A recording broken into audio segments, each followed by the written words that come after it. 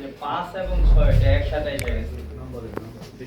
কিন্তু এর আগে যেটা আপনার ওই যে দ্বৈত নাগরিকত্ব সংক্রান্ত প্রথম পাতায় সেটা নাই, সেটা দেখেন আছে। এটা কি গুরুত্বপূর্ণ তথ্য? আপনার ঠিকানার পরেই ওই যে আপনার ওখানে দেখেন ফরম্যাট আছে, ফরম্যাট অনুযায়ী ঠিকানার পরেই দ্বৈত নাগরিকত্ব সংক্রান্ত, কারণ মানে আইন অনুযায়ী দ্বৈত নাগরিক থাকলে বাংলাদেশের জাতীয় সংসদে নির্বাচন করতে পারে না, এটা একটা ঘোষণা দিতে হয়। আপনি এটা দেন নাই।